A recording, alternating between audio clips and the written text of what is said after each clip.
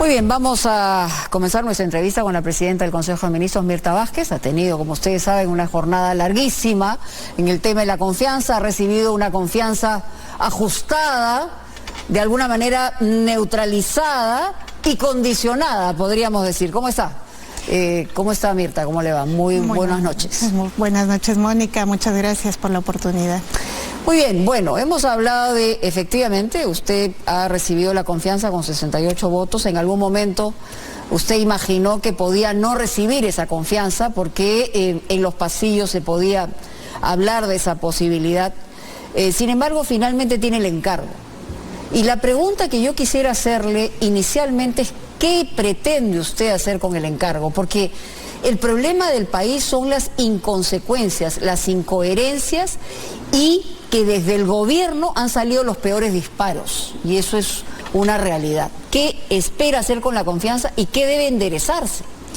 Sí, yo quiero partir por una cosa que creo que es importante, ¿no? No solamente nosotros aspirábamos a que nos den este voto de confianza desde el Congreso, sino a construir confianza en este momento, en este nuevo tiempo, y a construir confianza además de quienes deben confiar realmente en su gobierno, que es la población. Y creo que ese es un proceso de largo aliento, pero que nosotros estamos conscientes que tenemos que dar señales realmente que pueden confiar en que este gobierno va a cumplir con esa promesa que tiene con la población de generar cambios, atender las prioridades. Eso me parece fundamental. Sí. Entonces, creo que dos cosas... Pero quisiera detenerme en generar confianza, porque es muy importante lo que usted señala. La ciudadanía está a la expectativa de ver finalmente a dónde va este enunciado que hace el gobierno con todos los traspiés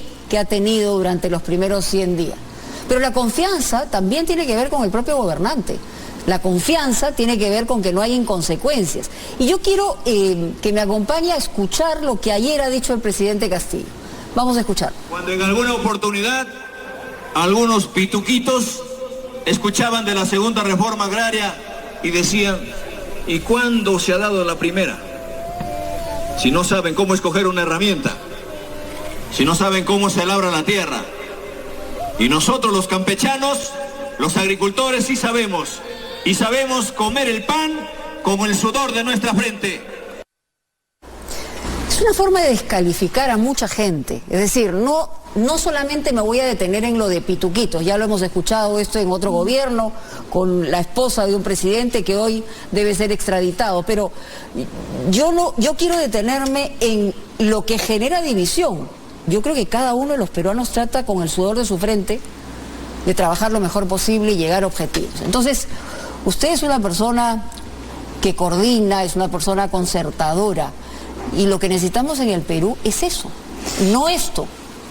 En verdad yo creo que sí estoy de acuerdo con que en este momento tenemos que tratar de generar los mayores esfuerzos para acercar a la gente, a los diversos actores, que no podemos darnos el lujo de ninguna división, pero también yo quiero decir que muchas veces, y yo lo que creo es que el presidente también está apelando a ese sentido de empatía que debemos tener todos los peruanos. Es verdad que no todos los peruanos entendemos de manera, digamos, de la misma manera los diferentes procesos. Por ejemplo, la gente de la ciudad le es difícil comprender cómo vive el campesino, cómo es que todos estos años ha subsistido, por qué necesita la reforma agraria.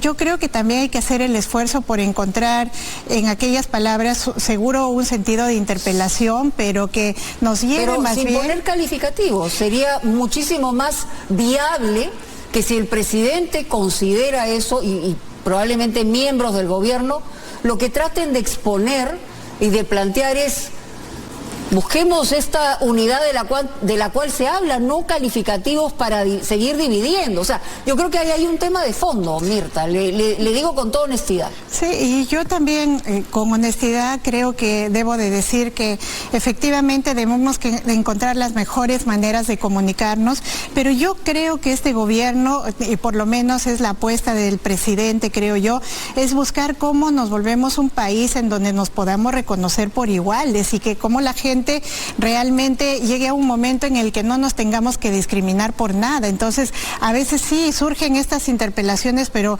yo insisto en que lo importante es generar unidad ahora Pero mismo, usted, ¿no? es una mujer de izquierda y usted convoca, usted tiene sus ideas probablemente diferentes a las mías, pero en las formas es lo que produce finalmente la posibilidad de mirar hacia un norte, porque de lo contrario, o salvo que dentro del gobierno haya dos miradas. Yo creo que las formas importan, en efecto, pero lo importante es que ahora nos pongamos de acuerdo en los objetivos de fondo, y yo creo que ahí vamos a encontrar varias coincidencias que más bien nos van a ir uniendo y no generando más quiebres, digamos, dentro de nosotros, ¿no? ¿Usted siente que esa confianza, digamos, en el Congreso ha sido, como dicen algunos, absolutamente condicionada, que el factor clave ha sido Acción Popular y APP? Acaba de decir el líder de APP que, por ejemplo, esta representación no le va a dar las facultades legislativas que está pidiendo el gobierno. Y probablemente AP tampoco. Yo leo en esta confianza que nos han dado, que ha sido muy ajustada efectivamente, pero fíjense, yo tengo esperanza en que realmente la confianza la vayamos construyendo. Yo creo que nos necesitamos escuchar. Yo puedo reconocer además en este escenario que gente de fuerzas políticas que están en la antípoda, digamos, de la izquierda, han sido suficientemente responsables como para pensar en cuál es el objetivo fundamental de esto, qué queremos construir. Y por eso también confío en que, producto de la escucha, probablemente los grupos políticos como APP, que hasta ahora a mí me parece ha tenido una actuación muy responsable y muy madura políticamente, puede entender qué pretendemos. Nosotros no pretendemos reemplazar la función del Congreso, del legislar, pretendemos construir conjuntamente. Y si nosotros al Poder Legislativo no le gustan las propuestas, no los convencen, entonces sí esperaríamos una contrapropuesta y digan, a lo mejor lo que ustedes proponen, no, pero tenemos esta propuesta. Pero yo creo que tenemos que tener ese sentido de responsabilidad, no solamente decir no. Entonces hay que construir, ¿no? Usted propuso al ministro de Transportes y Comunicaciones y al ministro de Educación, o también fue, como en el caso de Barranzuela, algo que ya encontró cuando le dijeron y le presentaron la posibilidad de ser primer ministro? No, el ministro de Transportes viene desde el inicio, digamos, es parte del gabinete. ¿La ratificación o no, digamos? Inicial, en realidad, cuando yo llego lo he dicho honestamente, cuando yo llego a hacer propuesta como premier, recuerden ustedes que había una situación de crisis no solamente con varios gabinetes, sino con la representación del premier mismo, y eso es lo último que finalmente se acepta, y yo llego cuando, producto de varias conversaciones con diversos actores, se había consensuado un gabinete que se esperaba que sea de la aceptación de la mayoría, y yo, por supuesto, asumo la responsabilidad de proponerlo, pero en el camino, y como se ha ido cumpliendo, mi función es ir evaluando los ministerios y viendo cuándo se necesita hacer ajustes, y esa es la función que voy a seguir cumpliendo. ¿Cómo ha sentido usted escuchar al ministro de Transporte ofrecer a los que representa además un transporte público que dista mucho de ser ideal, que es parte de nuestra cultura combi, que les va a perdonar o amnistiar las multas que llegan a 53 millones aproximadamente, por lo menos es lo que se ha desprendido del reportaje que hemos presentado, y por el otro lado le ofrece la cabeza de dos representantes de instituciones creadas por ley? O sea, esa es una sensación complicada para usted, me imagino, también. Sí, el día miércoles que estuvimos en Consejo de Ministros, nosotros abordamos el tema, y en Consejo de Ministros y con el presidente presente reafirmamos nuestra voluntad de seguir con este proceso de reforma del transporte que es tan necesario, porque creo que no podemos seguir en el mismo reforma para adelante, caos. Reforma para atrás, porque... Exactamente, es una reforma hacia adelante, y creo que esa es la intención del gobierno, y que finalmente el ministro de Transportes en unas primeras explicaciones ha dicho dos cosas que yo espero seguir conversándolo con él, pero lo primero es que él se siente que... Dos cosas, en realidad, para entender bien. Nosotros hemos escuchado los audios, han sido clarísimos. No, por un lado, ya sacó a la primera representante Sutrán, que realmente yo no la conozco, si era buena o mala, se enteró la pobre señora cuando estaba yéndose al aeropuerto. No era más. Pero en el caso de la ATU es mucho más difícil porque es un puesto creado por 5 años. Entonces, un ministro ofreciendo eso a gente que está interesada de parte, más allá de los nombres, como le digo, es una situación complicada, ¿no? Como autoridad. Sí, miren, yo independientemente de los audios, creo que es preciso tener una conversación clara. Le hemos tenido en un primer inicio hace unos días con el ministro de Transportes, y él nos decía dos cosas, que en realidad él sí considera que hay una reforma de las instituciones que tienen que ver con transportes que es necesaria, y en el marco de eso se pueden producir algunos cambios. Hay cambios que en realidad no son tan fáciles de hacer, efectivamente, o sea, necesitan una... La jefatura de la ATU es muy difícil. Es difícil porque legalmente se tiene que acreditar alguna causal, por ejemplo. Correcto. Entonces hay que estar claros en eso. Y por eso es que él decía, no se puede levantar el tema de que yo estoy ofreciendo cabezas cuando hay requisitos que se tienen que cumplir. Entonces, por ahí una cosa. Y la segunda cosa que nos decía es, yo descarto cualquier tipo de condicionamiento de cualquier agrupación, etcétera, como para llegar a acuerdos. Nosotros estamos recibiendo sus demandas, efectivamente, y lo que hacemos es nosotros mirar si esas demandas van a ser posibles o no.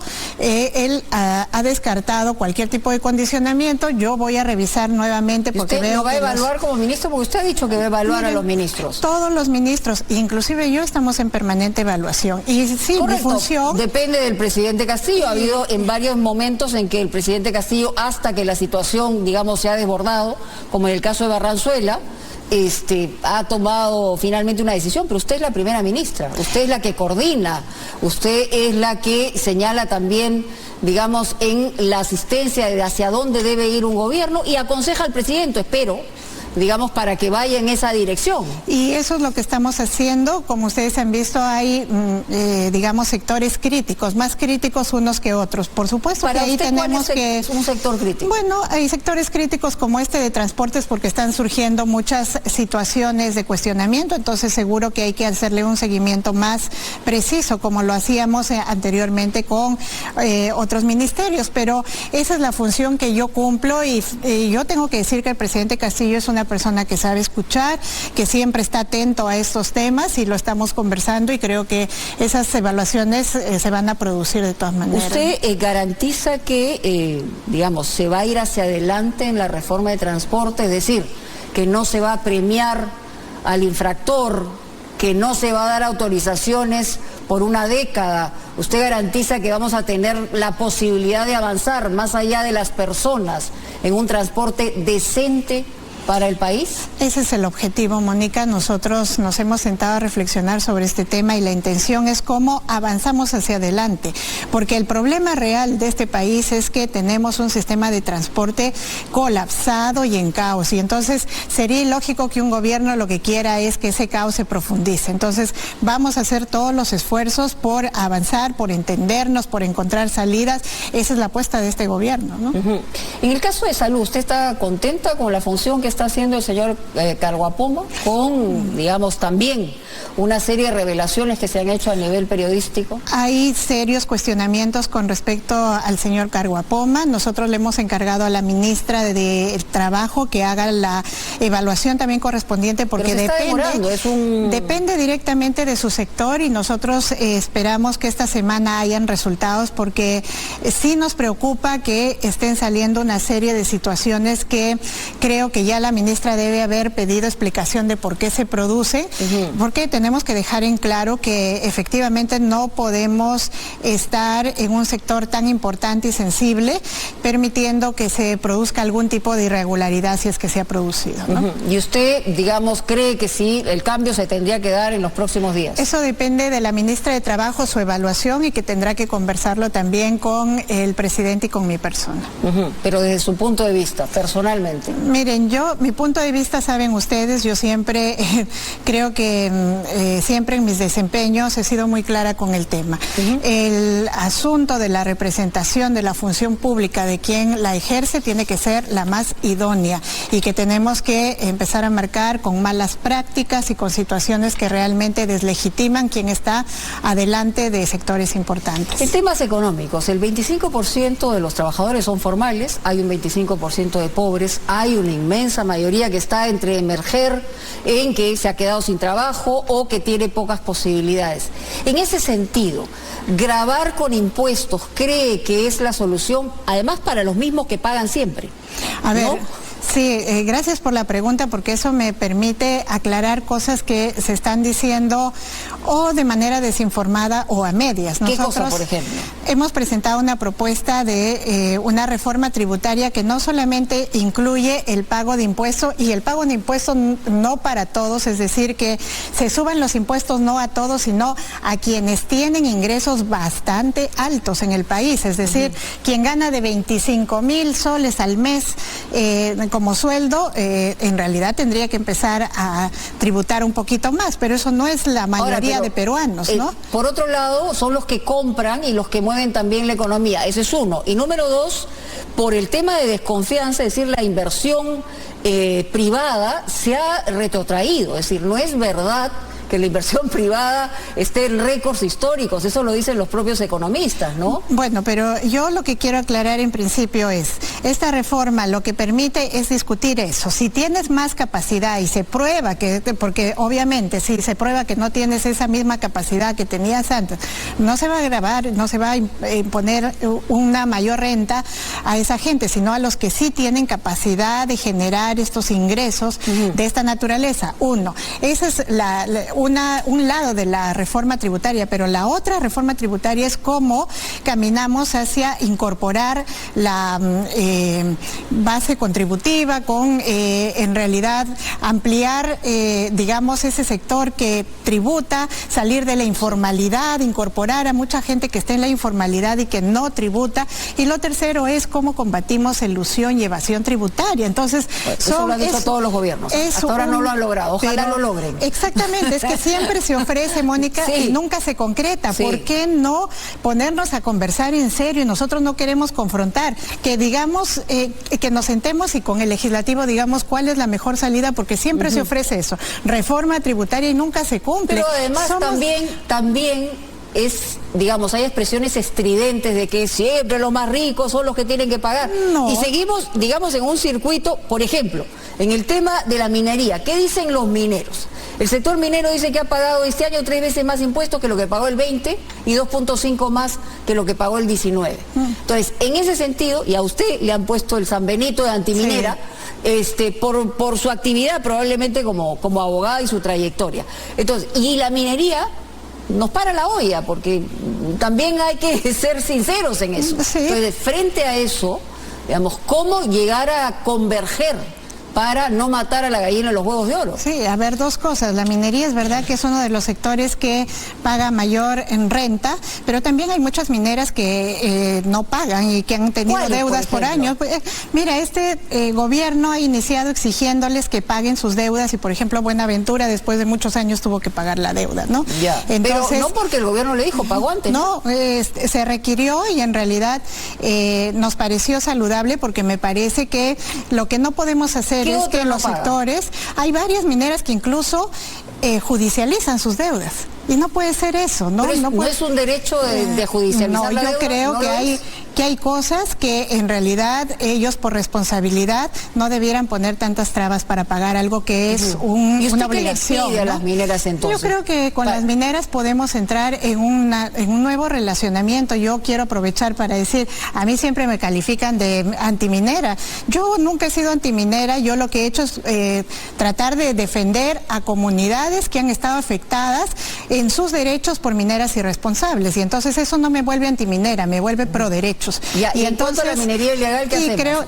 Sí, eso es un tema importante, pero miren, con respecto, primero para terminar con la minería formal, creo que podemos entrar en un mejor relacionamiento donde mineras y nosotros nos sentemos a conversar como Estado y veamos cómo podemos establecer una mejor forma de relacionarnos, no solamente ellos económicamente con el Estado, sino con las comunidades. Yo creo que hay una buena oportunidad, leámoslo esto como una oportunidad. Y lo segundo es que, por supuesto, la minería informal, la minería ilegal en realidad merece un especial tratamiento. Estos años que han hecho, ir pateando, por ejemplo, a los mineros informales, les iban ampliando los plazos para formalización y había un lapso en el que ellos estaban actuando en una situación de informalidad. No se puede permitir eso, hay que generar reformas al respecto, ¿no? Entonces usted rechaza el mote de antiminera. O sea, siempre lo he rechazado, pero me parece una falta de respeto porque creo que el que es defensor de derechos, eso no lo hace ni antidesarrollo, ni antiminería, ni antiempresas, ¿no? Muy bien. Bueno, el que es defensor de la inversión minera tampoco, de la inversión minera o la inversión privada tampoco, digamos, es que le ponemos el mote de capitalista. Yo acepto eso porque también muchas veces se califica ya la empresa, entonces es el gran violador de derechos, etcétera, ¿no? Y si no me es permite un segundito, porque sí quisiera seguir conversando, porque tenemos varios sectores todavía que barrer el día de hoy. Yo le agradezco mucho y vamos a ir a una pausa aquí en Punto Final, pero regresamos con la primera ministra.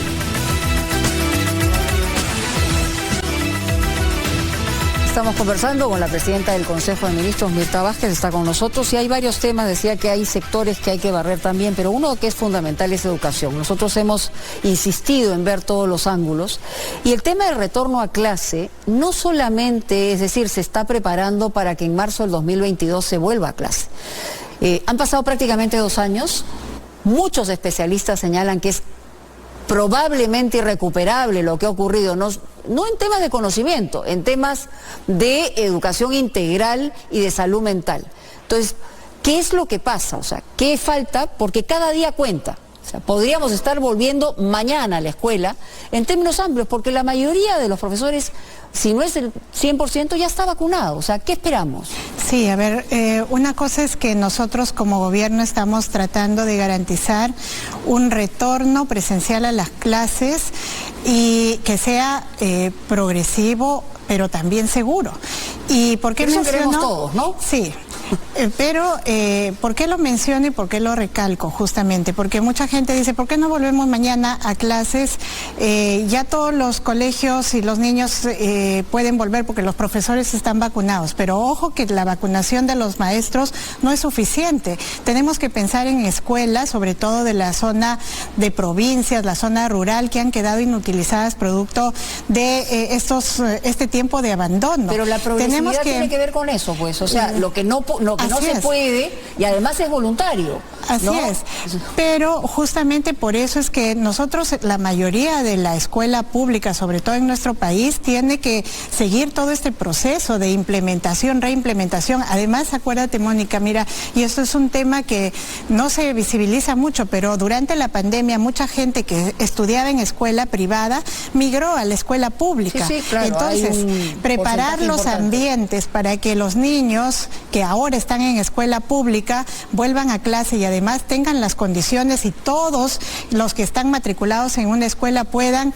estar en las condiciones óptimas. Entonces, es todo un proceso. No hay manera de regresar antes de marzo. Mañana no vamos a volver. Ahora progresivamente sí se están implementando, por ejemplo, en escuelas privadas que ya tienen las condiciones y ya cumplen con los requisitos, ahí ya han pedido la autorización. Por ejemplo, las UGELes, está eso en proceso. Probablemente tenemos que fiscalizar porque están demorando un poco, pero hay que apurar esos procesos para la autorización. Entonces, las que ya están preparadas, pues van a ir preparadas, van a ir regresando, pero la meta es que para marzo de 2022, por lo menos la escuela pública en un 99% ya esté funcionando presencialmente. Ahora, hay otro tema que tiene que ver, obviamente, con la educación y tiene que ver con el profesorado. Hemos escuchado en varias oportunidades al ministro Gallego Gallardo, que también ha generado controversia, es que hay una intención de no seguir con las evaluaciones de maestros, que este sería un retroceso para muchos en la reforma magisterial. Él ha dicho y que hay pues una especie de someter a penurias a quien se evalúa. Todos somos evaluados en nuestro trabajo permanentemente, usted lo es. Nosotros lo somos en la empresa privada. ¿Por qué no evaluar a los maestros que van a darle, digamos, la educación a nuestros hijos? A ver, en las conversaciones sostenidas con el ministro de Educación, él en realidad lo que dice y plantea, y es un tema que todavía se tiene que ir evaluando, es que a partir de las experiencias que se han dado, en realidad lo que deberíamos es reformar el sistema de evaluación. No es que se niegue la evaluación ni que querramos ir a un retroceso donde el maestro nunca se ha evaluado, ¿no? Creo que lo que están planteando básicamente... Eso es lo que se desprende de lo que dice el ministro, es decir, es un calvario, es una penuria, pero la evaluación es inherente, digamos, al profesor, al que nos va a impartir lecciones. Y este gobierno lo tiene claro, el profesor Castillo, que es nuestro presidente, lo ha dicho varias veces en Consejo de Ministros. Los maestros merecemos, por supuesto, ser evaluados, pero merecemos ser evaluados de manera correcta, adecuada. ¿Y por qué es incorrecta ahora?